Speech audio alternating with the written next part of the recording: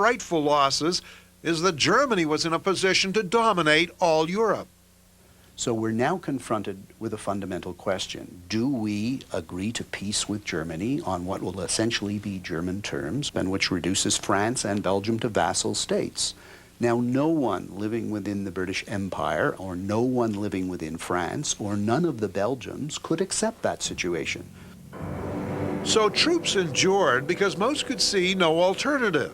Until the summer of 1918, Germany seemed poised for victory.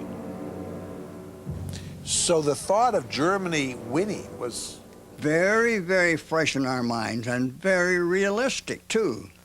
Very realistic. They were armed. They were ready for it. We weren't. For years, millions of Allied soldiers died in offensives that desperately tried to throw German forces back. Bloody failures like the Somme and Passchendaele, still synonymous with military quagmire and stalemate. No one had yet quite figured out how to handle trench warfare, which meant that almost every attack that either side launched was doomed to have horrific casualty rolls. Dean Oliver is senior historian with the Canadian War Museum. They're feeling fear, they're seeing death, dismemberment, destruction, futility. They're being bombed by the enemy artillery, frequently by their own. They're wet, they're cold, they're hungry, they're homesick. Even after 80 years, the sights, smells, and the dread all come back to the veterans. In the war, it smelled bad first of all, because whenever there's a fight, there's all kinds of human flesh mixed with the mud. There are rats. There's mud all over. There's dirt. There's water holes. Fear was number one.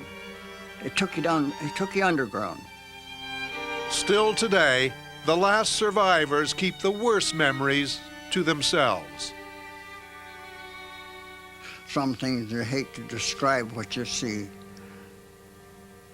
but it was frightening.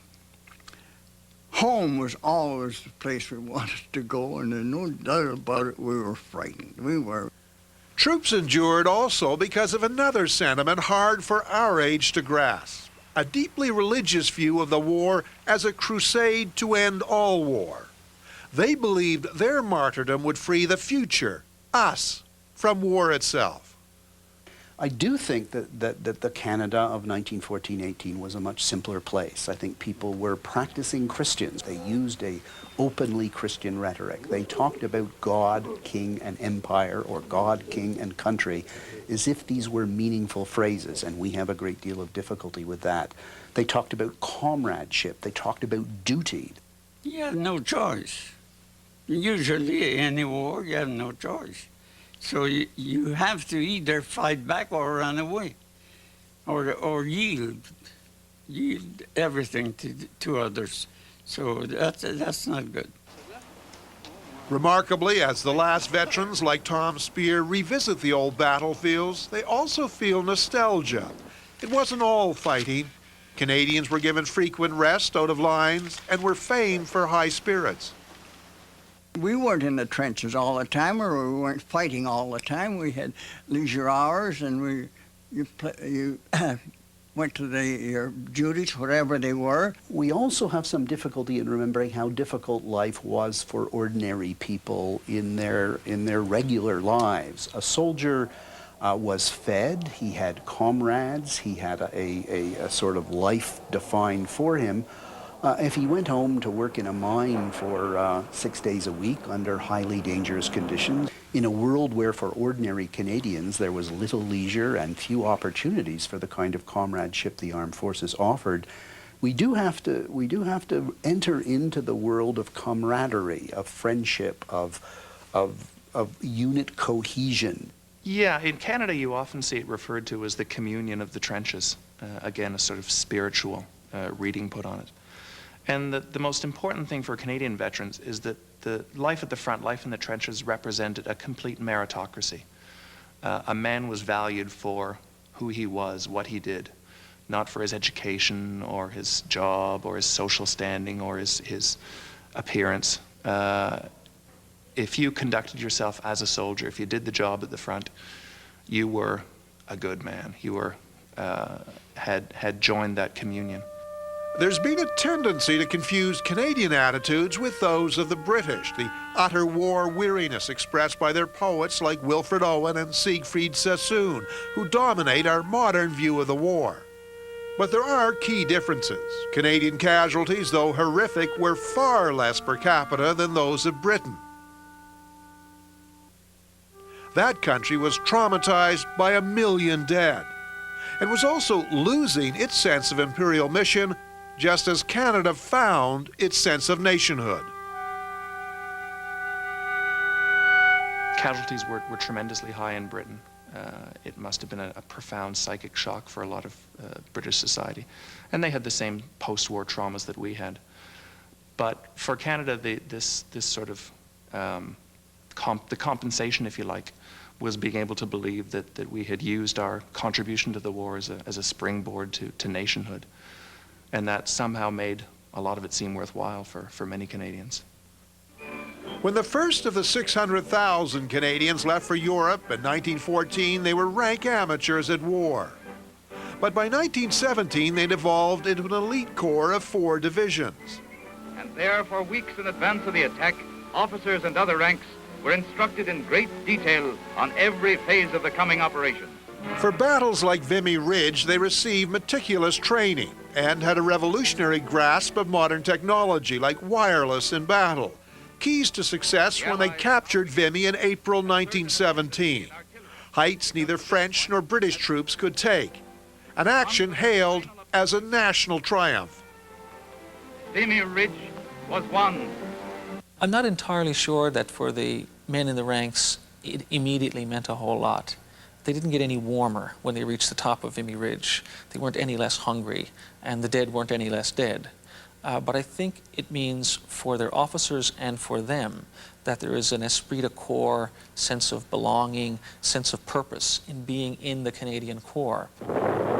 Elite status meant Canadians were saved for key attacks, and in the titanic battles of 1918, as the world hung in the balance, the Canadian Corps, along with Australians, became the spearhead of attack.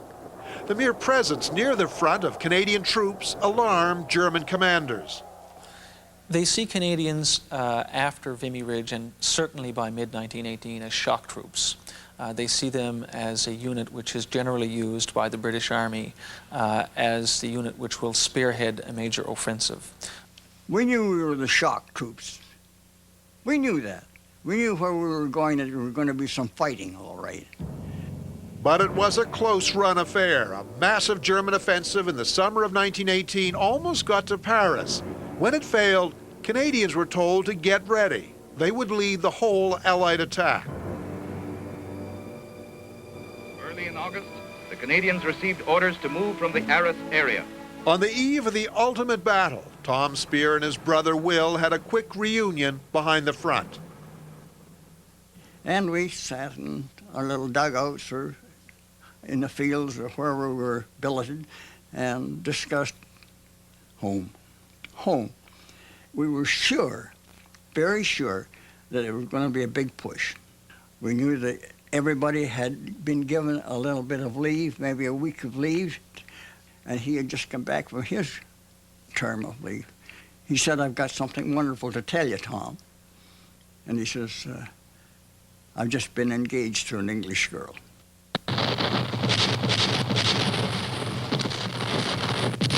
The final Canadian-led attack, called the 100 Days, was like nothing seen on the Western Front before. Following very modern rules of combined, coordinated attack by all elements. You think about battle before you engage in it. You plan it, you prepare for it, you let everyone know what the plan is, and you give everyone good maps.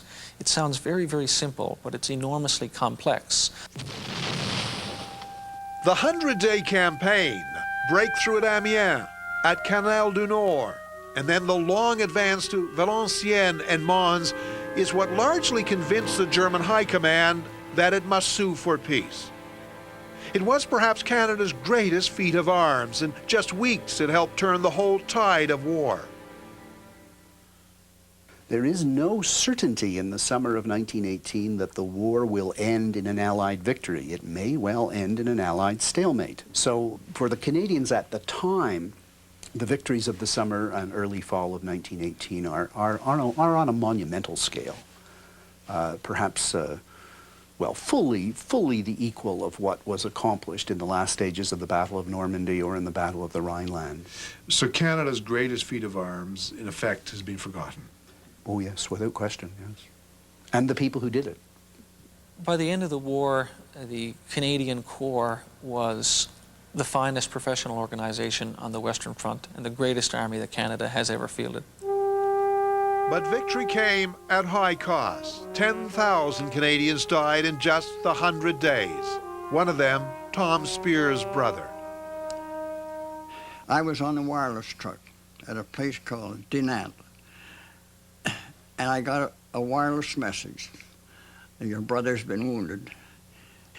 The next day they said that he died of wounds, being transported to the field dressing station. Soon after, on the morning of November the 11th, Spear received another telegram. At 7 o'clock, I was on the desk of the telegraph desk when the message came from Army. The war was over. And I have that message that was copied that day with the Army stamp on it. It's addressed to the Canadian Corps. Time 7:10. Hostilities will cease at 1100 hours, November the 11th. Troops will stand fast on the line reached at that hour. Exact memory? The quietness for the boys at the front. Everything was silent. You could pretty near hear the silence. And the elation that it was all over. Now, where do we go from here? Let's get home. That first November the 11th saw rejoicing, and for many Remembrance Days afterwards, the triumph was still marked along with the mourning. So Canadian War Memorials celebrated the dead as true peacekeepers who had died in an attempt to end war. Canadian society was annually challenged to keep faith with the fallen. It was later, after other wars showed no end to war, that the day grew so heavy with lament.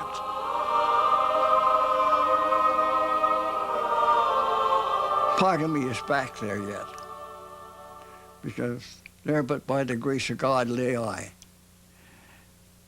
And I feel that way about it. The least I can do is to honor my brother and his pals and my pals that are still there. I don't know one single Canadian soldier living today that served with me. Not one. They're all gone. I'm very humble, very, very humble. Sad, but proud of them too.